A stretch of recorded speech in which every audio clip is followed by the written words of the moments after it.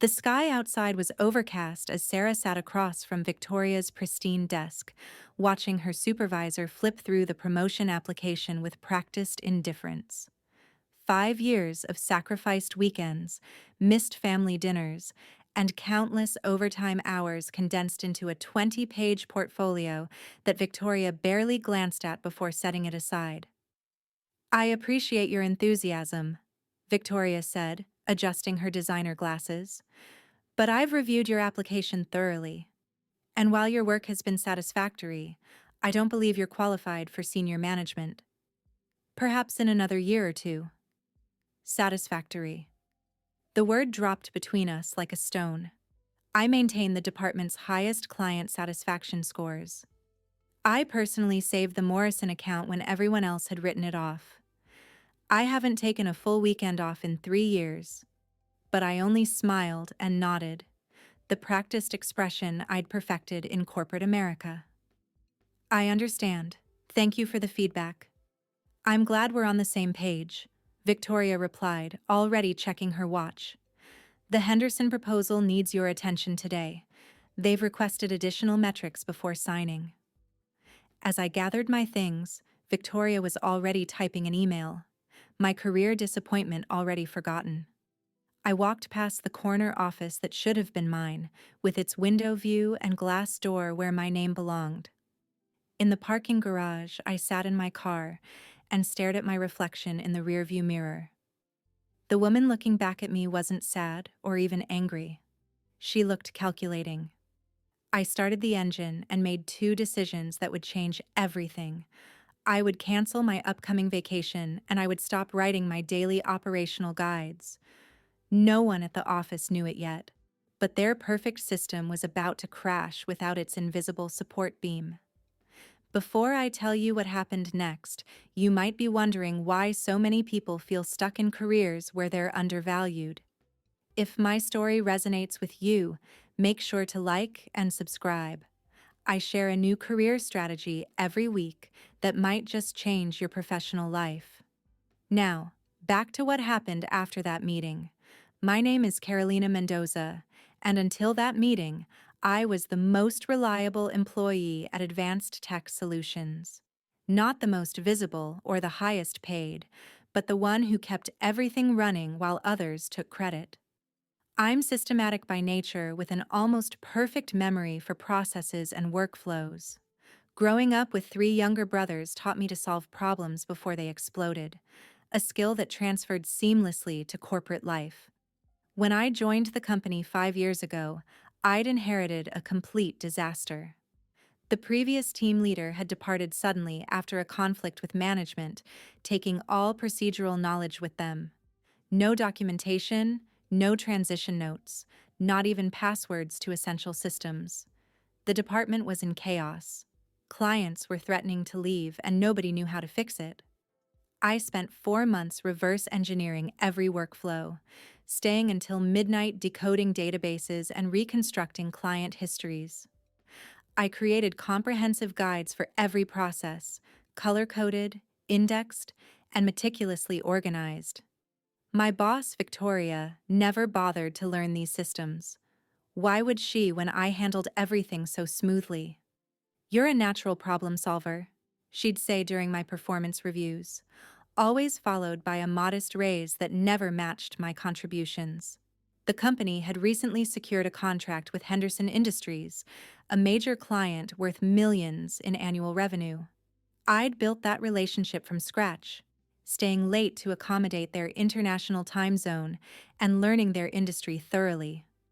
Victoria had attended exactly 2 meetings, mostly to claim credit during quarterly executive reviews. Each morning, I arrived at 7:15 to prepare briefing notes for Victoria before her 9 o'clock management meeting. Each evening, I sent detailed updates on all active projects. In between, I extinguished fires before anyone noticed smoke. The morning after my rejected promotion, something shifted inside me. I arrived at exactly 9 o'clock, not 7:15, not 8:30, exactly 9. I drafted no briefing notes. I answered emails directly addressed to me and ignored the rest. When a crisis erupted with a vendor, I directed it to the appropriate department instead of solving it myself as usual. By lunch, 3 people had stopped by my desk with confused expressions. "Carolina, did you see the thread about the Morrison scheduling conflict?" asked Marcus from accounting. "Yes," I replied, continuing to type. He waited for more, shifting awkwardly when nothing came. "So, can you fix it like you usually do?" I looked up from my screen. "That's actually under procurement scope. I forwarded it to Jennifer." His eyebrows rose slightly. "But you always handle these things." "I've been advised to focus more on my assigned responsibilities," I said with a small smile. "I'm trying to demonstrate that I understand my proper place in the organization." By 5 p.m., I packed up my belongings and left. No extra hours, no taking work home. On my drive, I canceled the beach house reservation for my upcoming vacation, the first real break I'd planned in 3 years. Instead, I would be present for the system's inevitable collapse. That evening, my phone buzzed with work notifications. I silenced it and spent time with my daughter, Sophia, baking oatmeal cookies, something I hadn't done in months. As we laughed over misshapen cookie dough, I felt a weight lifting from my shoulders. "Mom, why are you home early?" Sophia asked, licking batter from a spoon. I paused, considering how to explain corporate politics to an 11-year-old. "I decided my time was valuable, honey, and I wanted to spend more of it with you." She beamed. "Can we do this tomorrow too?" "Absolutely," I promised, ignoring the phone vibrating insistently on the counter. By the next morning, cracks were showing at work. The Henderson client had requested urgent changes to their implementation plan, changes only I understood how to make. Victoria attempted to lead the response team, but quickly became overwhelmed without my usual detailed briefings. "Where are the process notes for the Henderson customizations?" she demanded, appearing at my desk at 10:45. "They're in the shared drive," I replied pleasantly. Under client implementations, I mentioned it in last month's department meeting. "There are hundreds of files there. Which one specifically?"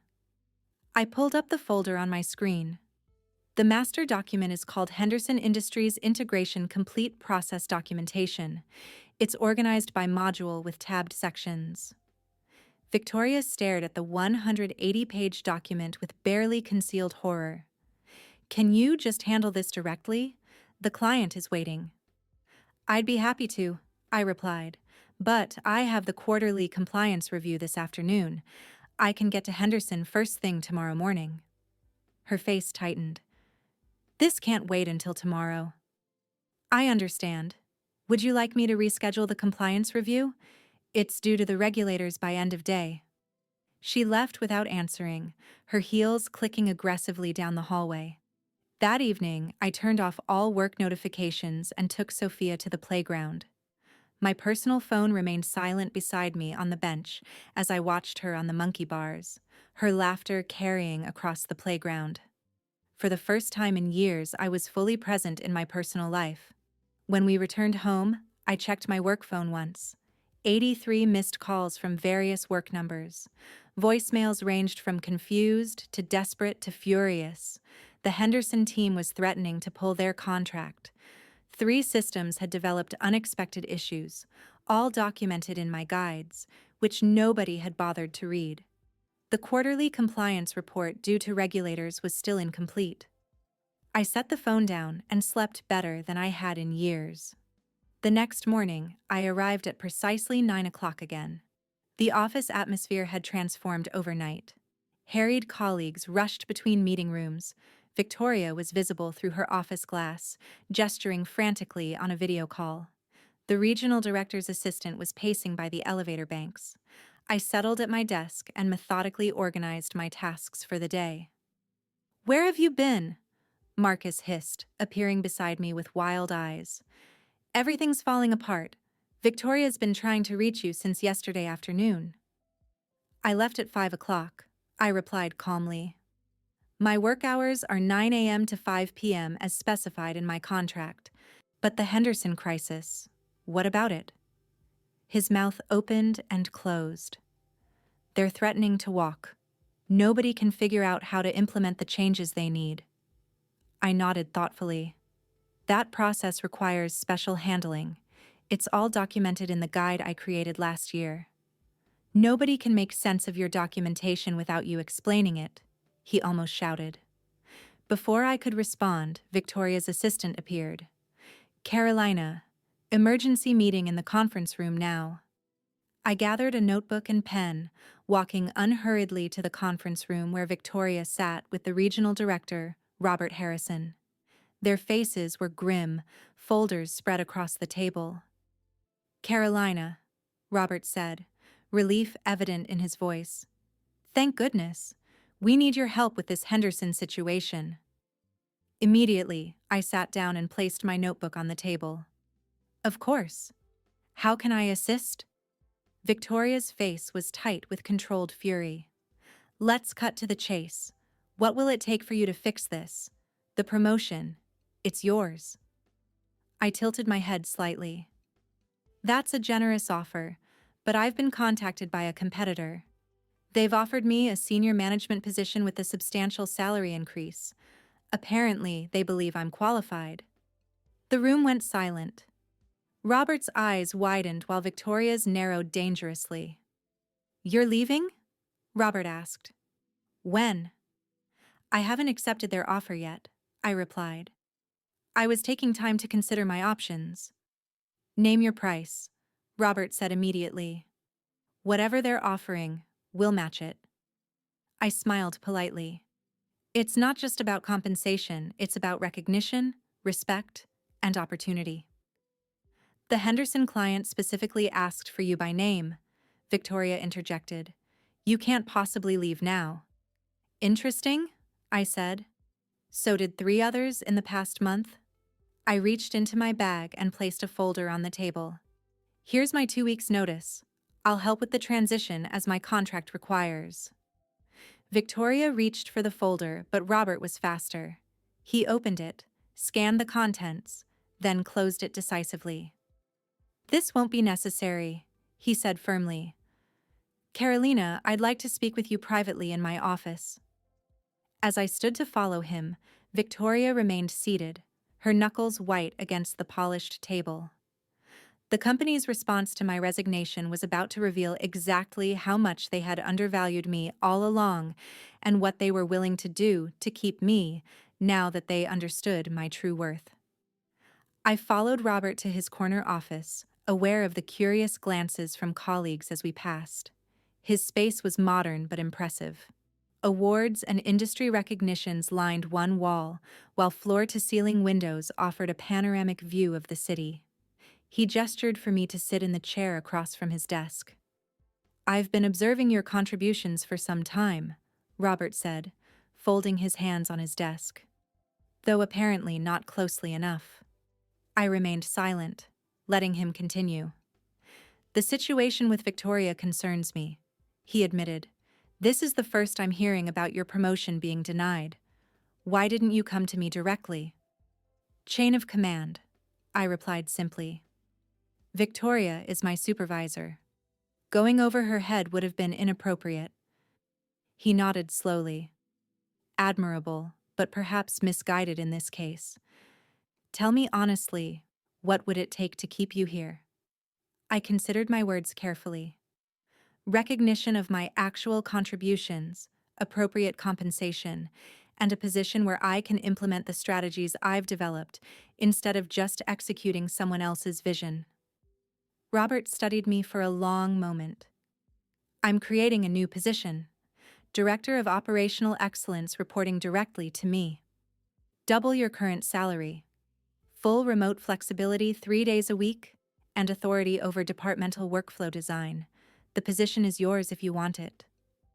I didn't respond immediately, which seemed to surprise him. Is that not sufficient? He asked. It's very generous, I acknowledged. But I need to be clear about something. I'm not using a competing offer as leverage. There really is another company waiting for my decision. Robert leaned back. What can they offer that we can't match or exceed? A fresh start, I said honestly. No history of being overlooked. No colleagues who see me as support staff rather than leadership. Fair point, he conceded. But consider this. You've built systems here that you understand intimately. You've cultivated client relationships that trust you. Starting over means rebuilding all of that from scratch. He was right, of course. 5 years of institutional knowledge wasn't easily replaced, but neither was the feeling of being consistently undervalued. I'll need some time to consider, I said finally. Of course, take the weekend, but I need an answer by Monday morning. He stood, signaling the end of our meeting. And, Carolina, I'd appreciate if you could help stabilize the Henderson situation before you make any final decisions. I nodded. I'll handle Henderson personally today. When I returned to my desk, an email from Robert was already waiting, outlining the new position offer in writing. The salary figure made me blink twice. It was more than double what I currently earned. The job description could have been written specifically for my skill set. I was gathering materials for the Henderson call when Victoria appeared beside my desk, her expression carefully neutral. We need to talk, she said quietly. Not here. Lunch. I have the Henderson call at noon, I replied. After that, then. My office at 2 double quotes. I nodded, already turning my attention to the crisis at hand. The Henderson team was frustrated but relieved when I joined the call. Their demands were reasonable. They needed customizations that would normally take weeks implemented within days. I walked them through a phased approach that would prioritize their most critical needs while building toward their complete vision. This is exactly why we wanted to work with your company, their director said. You understand our business needs, not just technical specifications. After the call, I documented the solution in clear steps and sent it to the implementation team with explicit instructions. Normally, I would have handled every aspect myself, but today I delegated appropriately, making myself available for questions, but not taking ownership of the execution. At 2 o'clock, I knocked on Victoria's door. She looked different, smaller somehow, with dark circles under her eyes, suggesting a sleepless night. Close the door, she said, gesturing to the chair across from her desk. I understand Robert offered you a new position. He did, I confirmed. She nodded slowly. I won't pretend to be happy about it, but I understand why he did it. You're valuable to the company. I waited, sensing there was more. I owe you an apology, she continued, the words seemingly difficult for her. I've relied on your competence without appropriately acknowledging it or rewarding it. May I ask you something? I said, genuinely curious. When you said I wasn't qualified for senior management, what specifically did you think I was lacking? Victoria shifted uncomfortably. You've always been more technical, the behind-the-scenes problem solver. Senior management requires visibility, presence, political savvy. In other words, I do the work while others take the spotlight. She had the grace to look embarrassed. That's oversimplifying. Is it? I asked. The Henderson contract? Who presented the winning strategy to the executive team? I did, but based on the proposal you developed. The client retention initiative last quarter that saved 3 major accounts. Who received the leadership award? That was a team effort. A team I led, coordinated, and created all materials for. I leaned forward slightly. I'm not lacking qualifications, Victoria. I've simply allowed others to stand on my shoulders while remaining invisible. The silence between us stretched uncomfortably. Are you taking Robert's offer? She finally asked. I haven't decided. If you stay, she said carefully, things will be different between us. Yes, I agreed. They will. The weekend gave me time to think clearly away from office politics. I took Sophia to the Natural History Museum on Saturday, something I'd been promising for months but never found time for. On Sunday, I called my sister for advice. What does your gut tell you? she asked after I explained the situation. That I've outgrown the box they put me in, I replied. But I'm not sure if Robert's offer changes that or just makes the box more comfortable. Would you be reporting to Victoria in this new role? No, directly to Robert. And what happens to Victoria? It was a good question. Robert didn't say specifically, but reading between the lines, I think her position is being reconsidered. My sister was quiet for a moment. So, your options are to take a fresh start elsewhere, or accept a promotion that might result in your former boss being demoted. Put that way, the choice felt different. I don't want revenge against Victoria, I said slowly. I just want recognition for my work. Are you sure about that? My sister challenged. Because from what you've told me, part of you would enjoy seeing her face the consequences of underestimating you. Her words hit uncomfortably close to home. Was that what I wanted? To see Victoria humbled? To watch her realize how much she'd depended on me while simultaneously dismissing my contributions?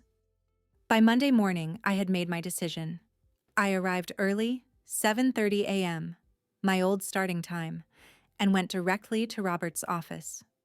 His assistant wasn't at her desk yet, but his door was open. You're early, he noted, looking up from his computer. I wanted to give you my answer before the day gets busy, I explained, taking the seat across from him. I'm accepting your offer with two conditions. His eyebrows rose slightly. I'm listening. First, I want to build my own team, full hiring authority for 3 positions that I believe are essential. Robert nodded. Reasonable. And the second? Victoria remains in her current position. This clearly surprised him. After how she treated you. Why? Because replacing her doesn't solve the structural problems in how the department functions, and because I don't want my first leadership act to be perceived as revenge. He studied me with new interest. That's unexpected and politically astute. I've learned a few things watching from the sidelines, I replied. Very well. Victoria stays, though her department will now coordinate through your office for operational matters. Thank you. No, Carolina, Robert said, extending his hand. Thank you for staying. The announcement will go out this morning. I suggest you prepare for quite a bit of reaction. He wasn't wrong. The company-wide email went out at 10 a.m. announcing my new position and outlining my expanded responsibilities. My inbox immediately flooded with congratulations, questions, and meeting requests. Marcus stopped by my desk, looking somewhat sheepish. So, you'll be my boss now? Technically, yes, I confirmed. Is that going to be a problem? He shook his head quickly. No, it's great. You've always been the one who actually knows what's happening anyway. Throughout the day, colleagues who had barely acknowledged me previously suddenly found reasons to introduce themselves. Administrative assistants who had always been kind to me now smiled with a hint of conspiracy. They understood better than anyone how invisible work kept the company running. Victoria avoided me until late afternoon when she appeared at my desk with a folder. The quarterly strategy document, she said stiffly. Since operational planning now falls under your purview, you'll need to present this at the executive meeting tomorrow. I accepted the folder. Thank you. I'll review it tonight. She turned to leave, then hesitated. For what it's worth, I didn't recommend against your promotion because I thought you were incapable. I did it because I couldn't afford to lose you from my team. It was perhaps the most honest thing she'd ever said to me. That's the fundamental problem, isn't it? I replied. Good managers develop their people even when it means letting them move on. She nodded once sharply and walked away. That evening, I stayed late, reorganizing my workspace for my new role. Robert stopped by on his way out. Still here?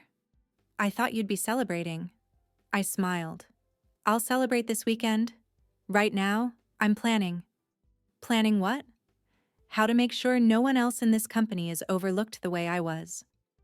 I handed him a document I'd been working on. This is my proposed structure for the new department, including training programs to identify internal talent and systematically develop it. He flipped through the pages, eyebrows rising. You developed all this today? No, I admitted. I've been refining it for about 18 months. I just never had the authority to implement it. Robert shook his head, looking impressed. Remind me never to underestimate you, Carolina. That's the plan, I replied with a smile. 3 months later, the transformation was well underway. My new team included a brilliant systems analyst who had been buried in IT support and a process developer who had been miscast as an administrative assistant. Together, we streamlined operations across 4 departments, reducing overtime by 35% while increasing productivity metrics. Victoria and I developed a professional working relationship. It wasn't friendly exactly, but it was respectful. She excelled at client-facing interactions, once freed from operational details she had never fully grasped. In an unexpected development, the division's employee satisfaction scores improved dramatically. The Henderson contract expanded to include 2 additional service lines, specifically requesting my new team's involvement in the implementation. Their CEO personally called Robert to commend the company's remarkable turnaround in operational excellence. On a Friday afternoon, 6 months after my non-promotion, I left the office at 5 p.m., a habit I had maintained despite my increased responsibilities. Sophia was waiting when I got home, homework spread across the kitchen table. "How was work, Mom?" she asked, looking up from her math problems. "Productive," I replied, setting down my laptop bag. The new training program launched today. 22 employees will get development opportunities they wouldn't have had before. Like you didn't get. Children see more than we realize. Yes, exactly like that. She considered this for a moment. That's a nice way to fix things. Instead of getting mad, you're making it better for other people. I smiled, recognizing the wisdom in her observation. Sometimes the best response to being undervalued isn't anger. It's demonstrating your true worth so clearly that it can never be questioned again. That evening, as Sophia slept, and I reviewed presentations for Monday's executive meeting, my phone buzzed with a text from Robert. "Board approved, your promotion to VP level effective next month." Unanimous vote. Victoria actually gave the strongest recommendation. Congratulations. I set the phone down, a sense of satisfaction washing over me. This wasn't about winning or revenge. It was about finally being seen, truly seen, for what I had always been capable of doing. The corner office with my name on the door was nice, but it wasn't the victory. The victory was changing a system that had failed not just me, but countless others whose quiet competence went unrecognized. The victory was creating paths for others to rise without having to become invisible first. Sometimes the most powerful response to being underestimated isn't proving others wrong. It's creating a world where talent can no longer be ignored, no matter how quietly it performs. If you've ever felt invisible in your workplace despite carrying more than your share, I hope my story gives you courage. The skills that make you indispensable are the same ones that qualify you for leadership. Don't wait for others to recognize your value. Demonstrate it so clearly that denying it becomes impossible. And if you found something valuable in this story, please like and subscribe for more strategies on transforming workplace dynamics. Remember, your worth isn't determined by others' inability to see it. It's defined by your impact, whether acknowledged or not.